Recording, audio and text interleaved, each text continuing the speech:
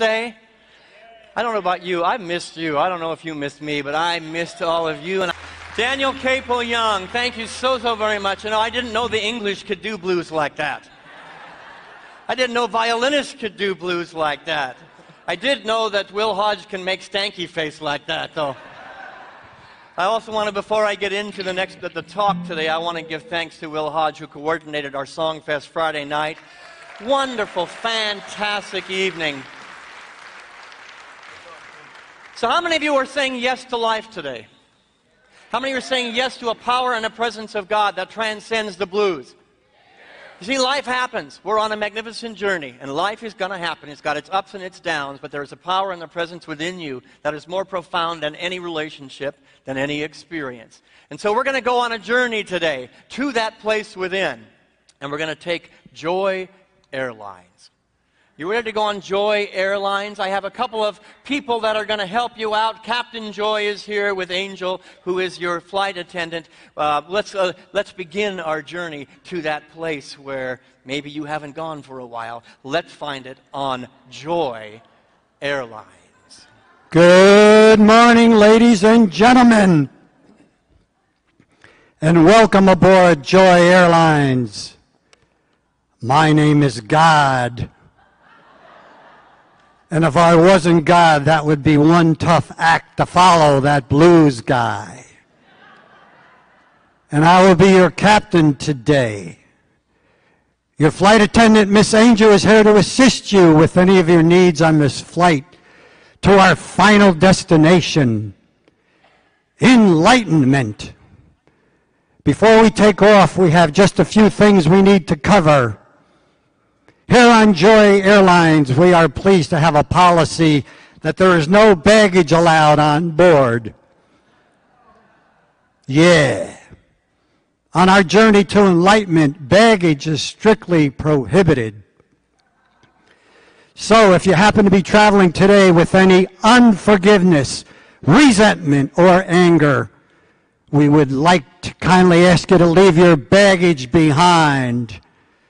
We understand that during flight, sometimes forgotten baggage shifts in the overhead compartment of our subconscious mind.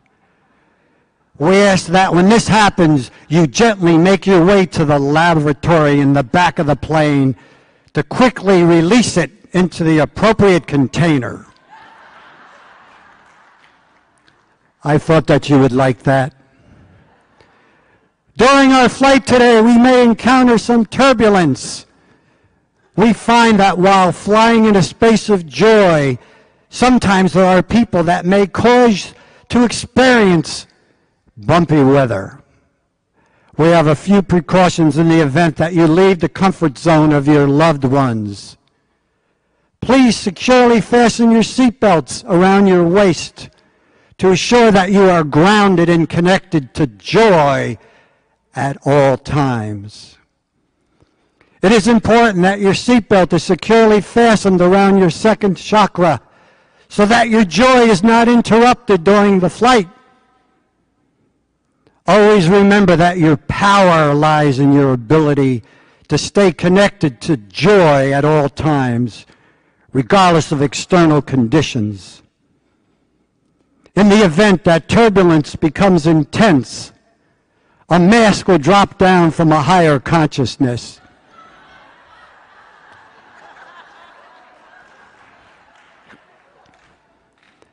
It may not inflate like you would expect, but please be assured that joy is flowing regardless of appearances.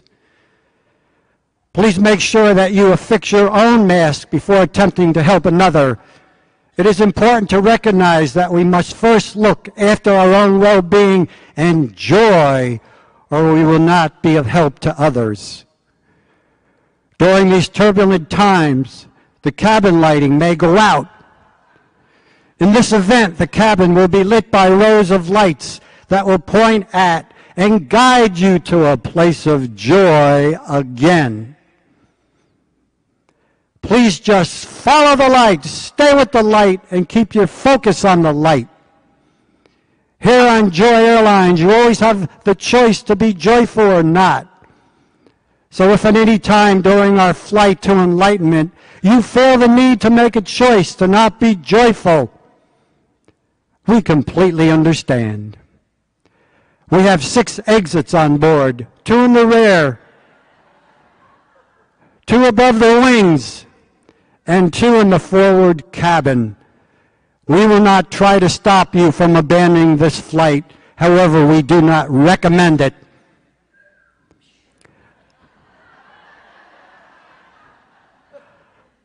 Finally, in the unlikely event that we need to make a crash landing, we invite you all to assume what we call the crash position. Please lean forward, clasping your hands together, and pray. We find that prayer is the most effective tool to prevent crashing and for the full restoration of joy in your life. That completes our instruction today. Here on Joy Airlines, we know that you always have a choice of how you are going to travel through life. And we thank you for choosing to fly with us today. Sit back, relax, and enjoy your flight to enlightenment.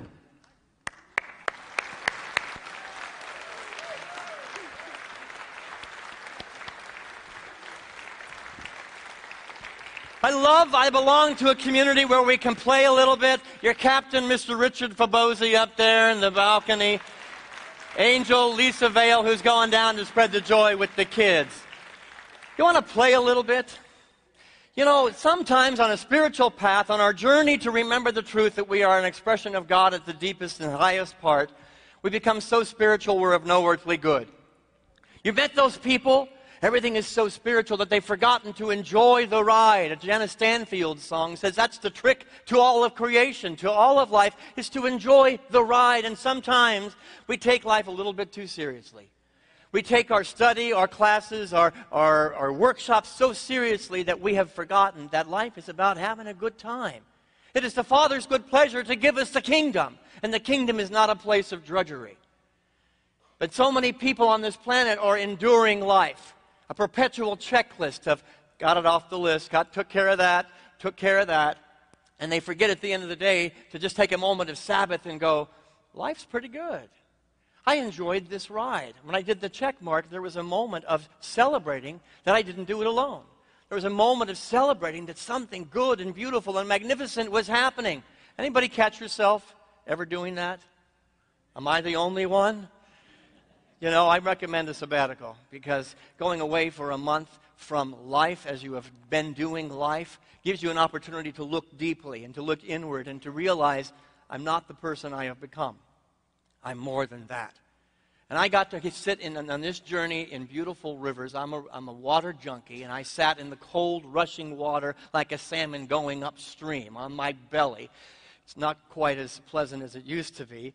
But the reality is it was like I'm a kid.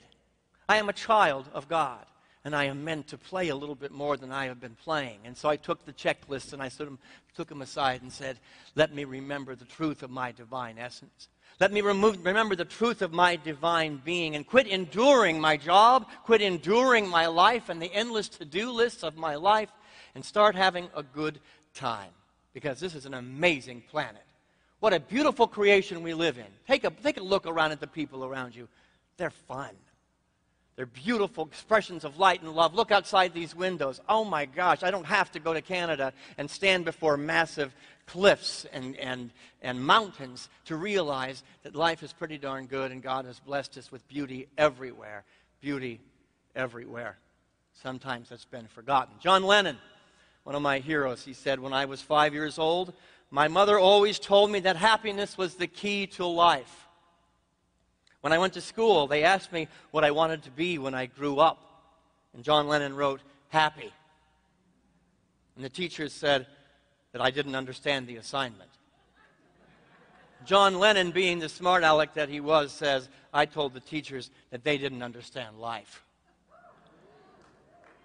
So I want you to soak that in, to feel that in, that if we are not enjoying the ride, if we are not dancing through this creation of life, we have forgotten something.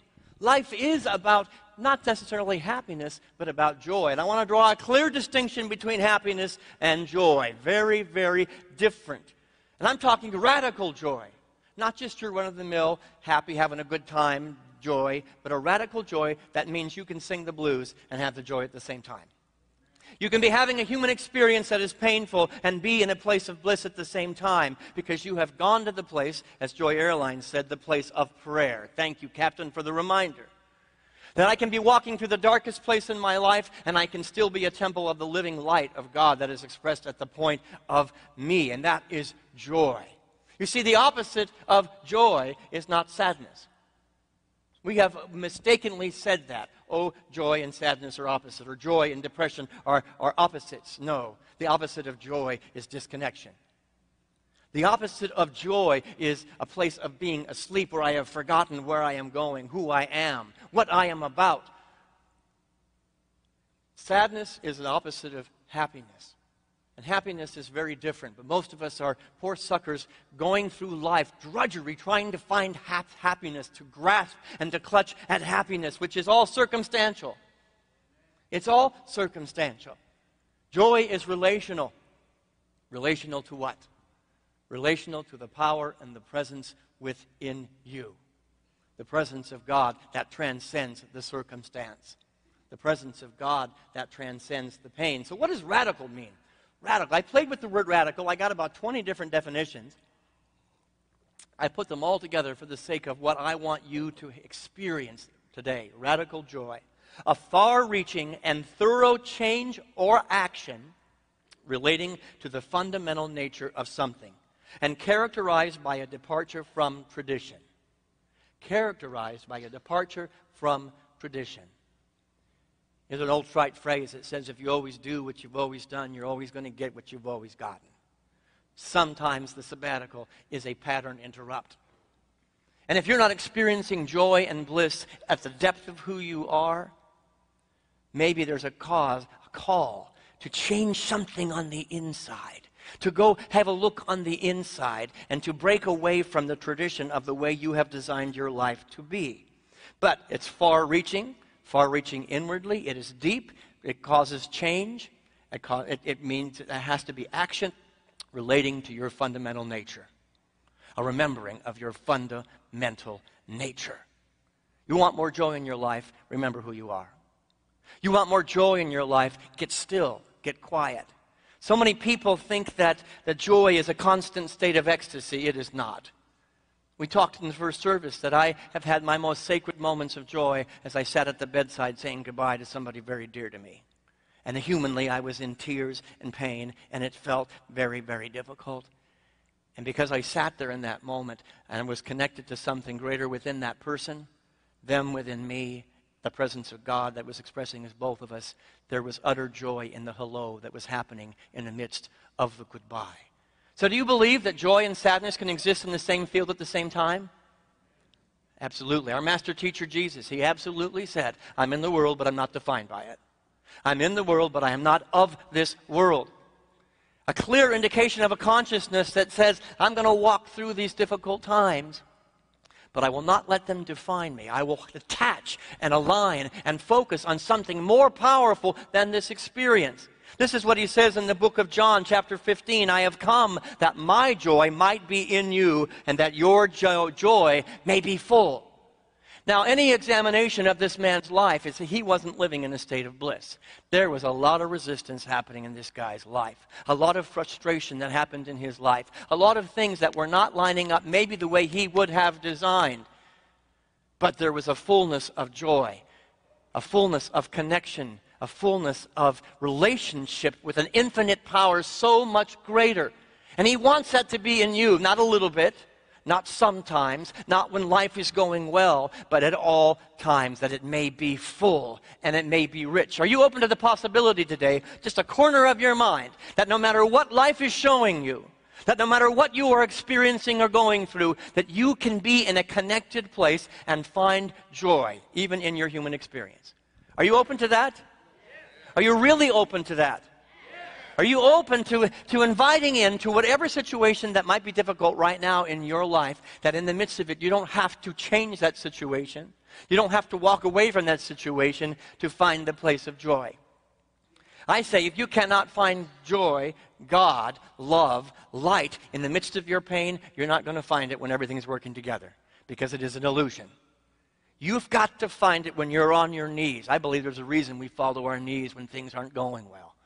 It's a reminder, a physical reminder, a subconscious reminder. There's a power and there's a presence. Look for it. Find it. And I find that my moments of great joy usually came at the edge of something that happened that didn't work so well. And I could no longer rely on my own wisdom. I could no longer rely on my own abilities. I had to look more deeply and breathe to something more deeply within myself. And I don't care what you call that. You can call it the Christ. You can call it the Buddha nature. You can call it the Atman. You can call it the Tao. You can call it Bob. I don't care what you call it. I call it joy today. And it is a transcendent place where I will not be defined by situation. And I want to highlight somebody else who stepped up hugely in this community, who absolutely is a living testimony. I didn't mention her earlier. She probably wondered why. It's because I wanted to mention her here. She has a living testimony of bringing joy into the room, regardless of the circumstance. And I call her Reverend. She's not a Reverend by title, but she's a Reverend in my heart, and that's Reverend Jenny Scott. Where is she?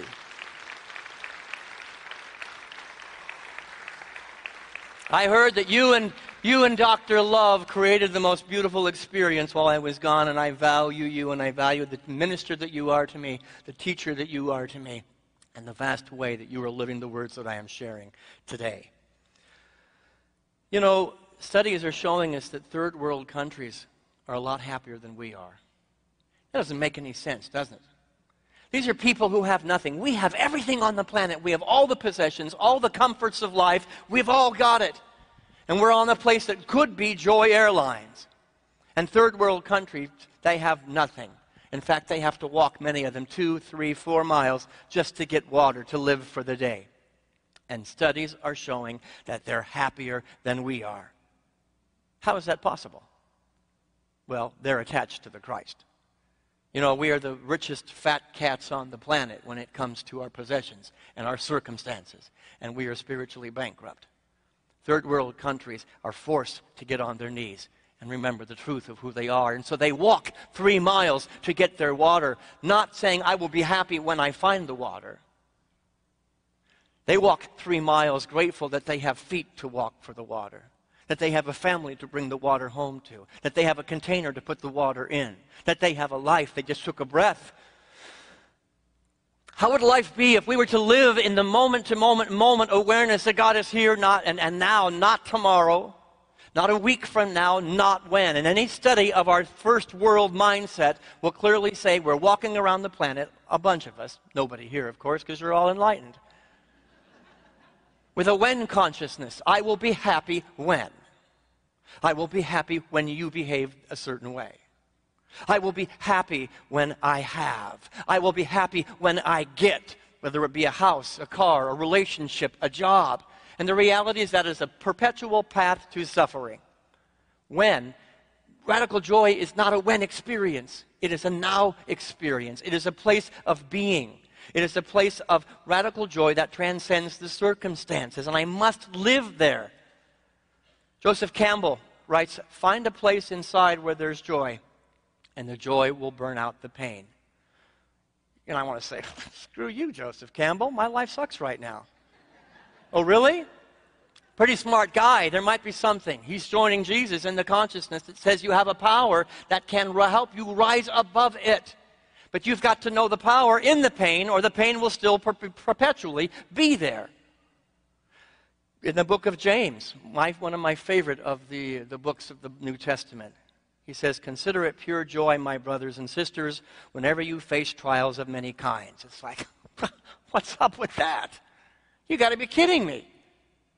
I just got betrayed. They just left me. I lost the job. The money isn't in the bank. These are trials. Can I have joy in the midst of that? Let me ask you today. I want a yes or a no answer, and both are acceptable. Can you have joy in the midst of bankruptcy? You better find it, because your wealth is in the joy in the midst of bankruptcy.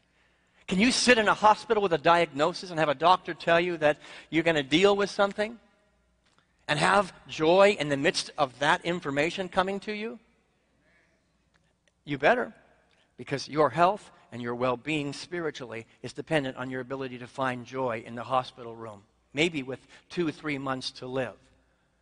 You see, we are not defined by physical realities. We are not defined by physical energies and vibrations. We are defined by spiritual ones. And so the beginning and the end and the middle of all creation is a spiritual reality. Get on your knees and find God. Get on your knees and find that power that is knocking at the door saying, wake up, you're more than this.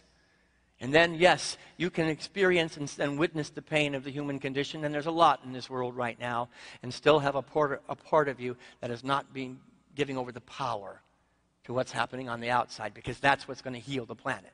It's what's going to heal your life, it's going to heal your heart, it's going to heal your experience, and it's going to heal the entire world. Yes, it will burn out the pain. How do you do that? Well, let's start with the greatest tool. The laboratory between your ears. Your mind is the greatest gift of God. Your ability to create, to manifest by getting in touch with your mind. It's a tool. It's not the destination, but a wonderful tool. And a shift needs to happen. And I want you to write these 4 things down. If you don't take notes, usually just write them down in your heart. As I was on my sabbatical, I had to get face to face with my lists that went through the journey from I have to, I should do, I choose to, and I get to. Boy, is there a big difference from hell to heaven in that journey. How many people have ever lived in the energy of I have to? There's a shift. The checklist, I have to, I have to, I have to, I have to. What is the dominant energy of I have to? I'm a victim. I am a victim to my circumstances, a clear indication I've given all my power away to who you are, the way you're being, or the way the world is showing up. I have to go to the job. I have to deal with these people. I have to. I never said that about you, by the way. I have to, all these endless to-do lists is a clear indication that there's radical joy is being blocked. You may have moments of happiness, but you're not getting to the sincere joy because a mindset is blocking it, perpetually blocking it. I have to, I have to. We move to a higher vibration. Let's move the level up a little bit. I should do. Now, is that an improvement from victimhood? It's a slight improvement. But what is the dominant energy of I should do it? Call it out. Obligation. How about the word that we don't like to mention much in Unity North? Other churches talk about it, but not us. Guilt. I should do it. Ever live in the energy and vibration of guilt? Is it possible to have radical joy connected to the presence of God in the midst of I should do it, so I'm going to just do it because I'm obligated? It's the right thing to do. And there's nothing wrong with doing the right thing, but you're blocking your joy in doing the exercise. We go to a higher vibration. I choose to. Now, what does I choose to feel like? Empowerment. I'm empowering myself. Now, is it the ultimate goal? No, we're not there yet. But I choose to. I'm making an active decision to take the power away from anything happening out here, and I'm putting it squarely where it belongs, in the presence of the sanctuary of my being and my heart where God resides. I choose to. But don't stop there. And we get to the place of I get to. I get to walk 3 miles to go get water for my family today. A third world mentality is I get to breathe. I get to take that breath I just took. I get to go to a job. I get to have a job where they're going to pay me? They're going to pay me to go to this job? What is the divine energy behind I get to? Blessing. The consciousness has shifted from victimhood to an awareness, an expanded awareness that says, oh my gosh, God's everywhere. Oh my gosh, love is everywhere. I look into the eyes of the person that was driving me nuts yesterday, and suddenly I behold the face of God. Our master teacher, Jesus, it's what he absolutely did. He went to the leper, and he didn't see a leper, he saw the face of God. He didn't see a prostitute, he saw the face of God. My great hero, Don Quixote, looked at Dulcinea. Everybody else saw the prostitute Dulcinea, and he saw the beautiful expression of God. All Don Quixote represents is the Christ essence. The ability to look at the human condition and go, something greater is operating here, and I'm going to find it. I'm going to not only find it, but I'm going to be it. Be the light that you want to be in the darkness. Be the change that you want to see, that you are calling forth. Yes? What a difference it makes to know that joy doesn't mean that you're living in a perpetual exclamation point, perpetually blissfully dancing through life and just smiling all the time. That's puppy dogs and rainbows, and that's malpractice of our teachings. It is, I am smiling on the inside because I know who I am, I know where I'm going, I know what I'm connected to, and I know that I am safe and protected even in the midst of the storm. You see, the opposite of joy is merely disconnection. And so if you're not feeling the joy, it is a clear call to reconnect. I know that there's a power and a presence that's transcendent and is also transformative. It means not letting those things define me because I'm defined by something greater. I want to share a few stories. I've been gone for a month and I've had some wonderful experiences. I've seen some beautiful places and I began to gather evidence. It's amazing how life changes when you begin to gather the evidence to prove your case. What is the case that you are arguing today? That life sucks, it's difficult, it's drudgery, or life is pretty magnificent. Master teacher said, turn the other cheek. Find the evidence to prove your case. We were driving from Longview, Canada, middle of nowhere, Canada, Alberta, up to Calgary. I preferred nowhere, Canada, to Calgary, by the way. And we'd take a right-hand turn onto a road. You know, in Canada, there are miles and miles and miles of nothing. I enjoyed the fact that there was nobody in front of me, nobody behind me driving the car, and I enjoyed driving a car much more than I did in Atlanta. But there was a sign up on the road that Susie noticed that said, caution, severe snow can happen, you know, at the drop of a hat. Things can change and shift in a moment. And we're here in July. We're in Canada in July and August. It's like, well, they must just leave the sign up for the winter. Not so. So we're driving on this road, and there was some traffic around us, and it's like, gosh, it looks pretty dark up ahead. It looks really dark up there. And the closer we got, it began to have a purple haze to it. We stopped the car for a minute and looked to make sure that Canada did not have tornadoes, because that's exactly what it looked like. No, they're not going to have any tornadoes. We're good. We're fine. And their cars, we'd slowed down, so our cars had joined us on this journey. And we're driving along, and we start to see people start to pull off. People with campers are pulling off. We're going, what the heck is that? It feels okay. It's a little windy. It's a little windy. You don't pay attention to the signs. We're driving along, and we see a trucker coming down the hill. There's a very long hill we're driving, and the trucker's flashing his lights at us. Pay attention. Oh, gosh, I wonder what that's about. We finally pulled over to the side of the road with about 15, 20 other people. Nobody got out of their car. Nobody got out of their car. We're just kind of looking at each other through the window. It was starting to rain at this point. Going, what are we stopped for? And as 3 or 4 people got back in their, got behind the wheel and started driving up the hill. I said, well, let's go. We're Americans. And we're driving up the hill, and in a matter of 15 seconds, the heavens opened wide. Hail, thicker than I have ever experienced hail in my life. I could not see out of the windshield for the hail. Guess what? In a matter of 1 minute, there was a foot of snow and hail and ice all over the ground. Now, any of you who have driven at all in ice know that a very steep hill and lots of ice doesn't mix very well. Well, people began to be sliding everywhere. And they were very near. Nobody got hurt. Well, one guy's car got really hurt because he avoided hitting motorcyclists and went into a ditch. But the poor girl, who was just 2 cars in front of us, she was an American as well. She was about 17, 18 years old and was on a trip with her brand new car. Her brand new little sports car, which was low to the ground. Anybody that knows ice, a foot of snow and ice and a low to the ground sports car does not mix. Her car got stuck. Now, at this point, miles and miles and miles of cars backing up behind us. We were 2 cars back, and we're all sitting there.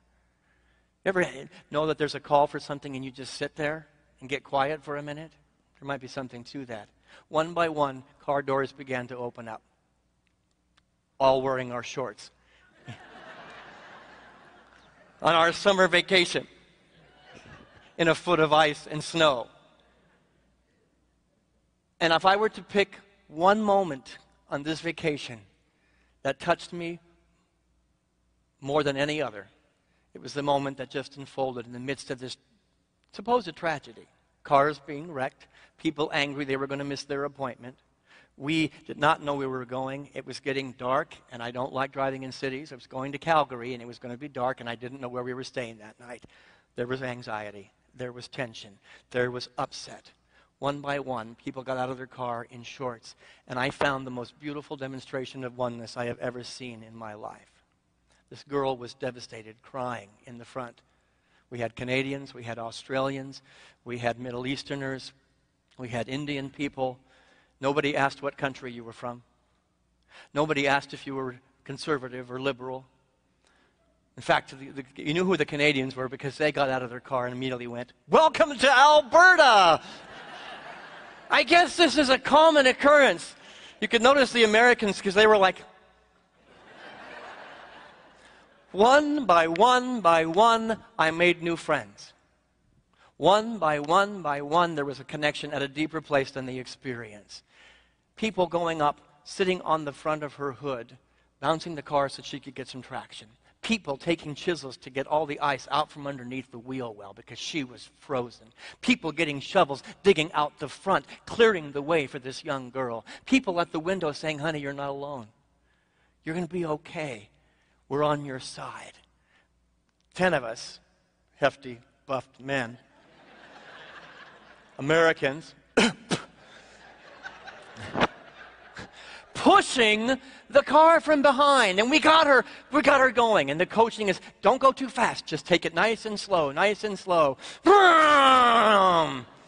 20 yards down the road, she's stuck again. This happened 6 times. You think we were frustrated? People were late to work, people were late to appointments. The frustration was there. I'm not denying the human experience. And each time we went to a deeper place of joy. She finally got going. She knew she had friends. And guess what? I made friends. I didn't know their names. I will never see these people again. But I had a restored faith in humanity that there can be joy regardless of a foot of ice. Now, there was in Canada, there was a sign that happened over and over and over again. You'd see the sign and it said, "End avalanche area." Well, that's interesting. 200 yards down the road, another sign that says, "End avalanche area." 200 more yards, "End avalanche area." Susie and I began to laugh. It's like, when did we enter it? Do you ever enter the avalanche area? Do you ever get there? And the more we laughed about it, the more we realized, could our life be like that? Everything is a moment to end the avalanche area, and we never enter in. When life is happening and we feel those emotions grabbing at our heart, we feel those frustrations, those defensiveness, that energy coming forward, what if we never entered the area and it was just a perpetual end it, stop it? The avalanche is not going to happen here, not in this time, not in this space, not in my heart, not in my mind, because I know that I'm connected to God. What if we never went there? What would your life be like if you did that? Would it be different? It is the radical joy of a Christ who walked through crucifixion and said, "I've got joy," that says, "Forgive them, they don't know what they're doing." Part of this journey was connecting with some people that I have a wonderful history with. I've done ministry since I was 15 years old, and I connected with a lot of people that are very dear and special to me. And we shared great memories. We also shared difficult moments that kind of had been set aside. We just don't talk about those. And we eased in from a place of oneness, a place of radical joy, to the painful moments. And guess what? Radical joy transcended the hate. And we began to give up the "I will be happy when you ask for forgiveness." It never even got mentioned. There was no need to mention forgiveness. because the avalanche area stopped in that moment by recognizing that you and I belong to each other. The presence of God is showing up as all of us. And this stuff of life is so inconsequential, so radically unimportant. You see, loving for the sake of love brings you to radical joy. Connecting for the sake of love, whether you've earned it, whether you deserve that love, is really insignificant. It's really unimportant. Can radical joy transcend human need to have you behave a certain way? Yes, it can. Can radical joy transcend circumstances of ice and pain and death? Yes, it can. But you know what? Here's I'll give you the one final story that was the most impactful to me. We went to Yellowstone. You ever been to Yellowstone? I had no expectation. It was wonderful. And you go to Yellowstone, you want to see animals. I mean, it's a requirement. I was a little bit attached, I'll be honest. I want to see a bear. A bear.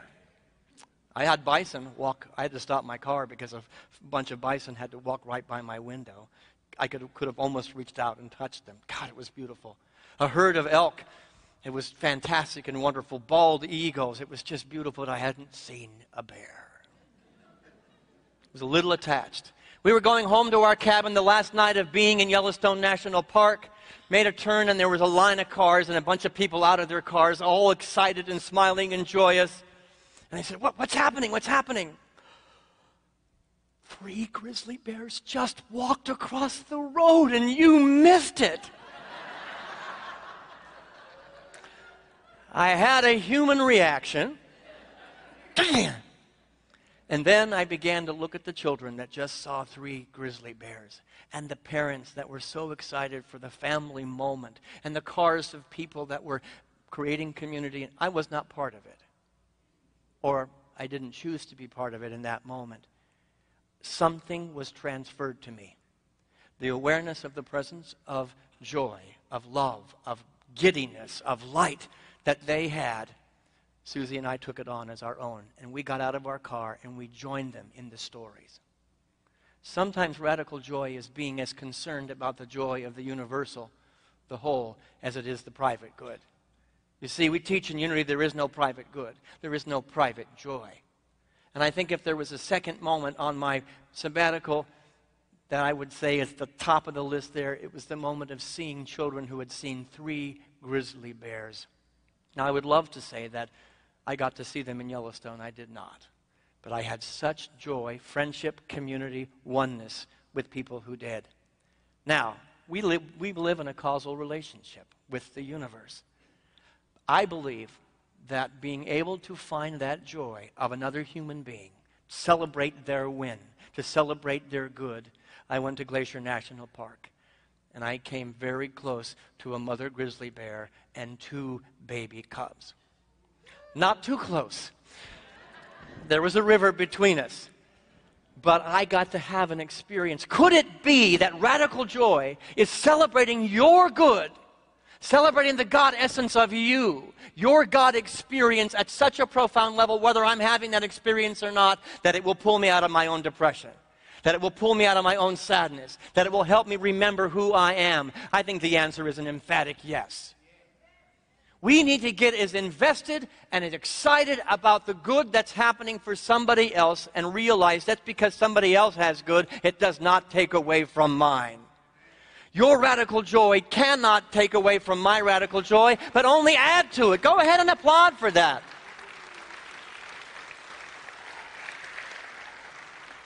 The avalanche area ends now. In your life, it ends. Any thought, any notion, any feeling that you're holding in the beautiful sanctuary of your being needs to be released.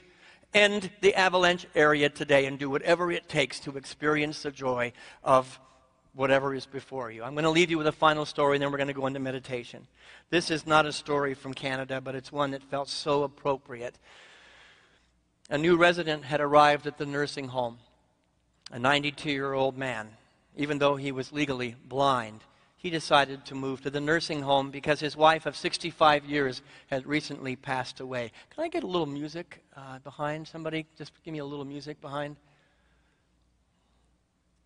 After waiting patiently in the lobby of the rest home, he smiled when he was told that his room was ready. As he maneuvered his walker to the elevator, he was provided a verbal description of the tiny room.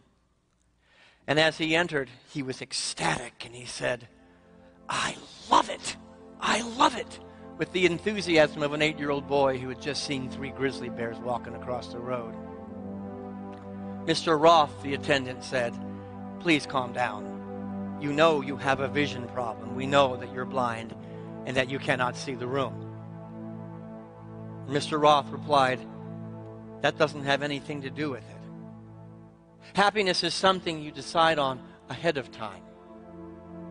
Whether I like my room or not doesn't depend on how the furniture is arranged." I want you to breathe that one in. Whether the room of your life, whether you have joy or not, must not, cannot depend on how the furniture is arranged. It may be a block of ice underneath your car, keeping you from going somewhere so that you can experience God right where you are. It may be in the midst of a dialogue with an old friend where the painful emotion comes up and you dance together, and to know that we are more than this. We are so much more than this. It may be stuck in the middle of a hill, not knowing what you're going to do. And it's a remembering that the furniture does not define my joy. I'm attached to something greater. It's how I arrange my mind, he said. I already decided to love it. That's the kind of decision I make every morning when I wake up. I have a choice. I can spend the day in bed recounting the difficulty I have with the parts of my body that no longer work. Or I can get out of bed and be thankful for the ones that do. That's radical joy. And I know that depression is rampant right now in our country, our first world country. And I'm asking you to give yourself the gift of 10 steps. 10 steps. When the alarm goes off tomorrow morning, don't get out of that bed until you can get a part of your mind that says, I get to take 10 steps.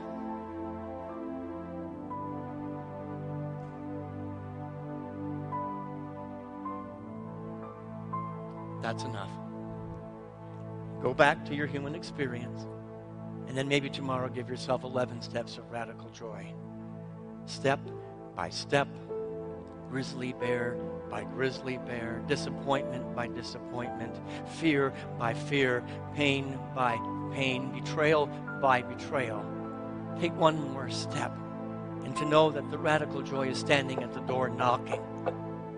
That Christ's essence, that light is there, it has not left you. Find it. And when you can't find it for yourself, go surround yourself with people who are finding it and celebrate their joy. And allow the energy to be exchanged. Allow yourself to live and to breathe in the energy of something that maybe you have forgotten. That will be your healing. It will be the healing of the planet. The avalanche area stops now. Let's take this into a time of meditation. Daniel, you have a song, to lead us into meditation, and Avril, can you come on up and let this be grounded in our hearts, in our spirits, and our commitments.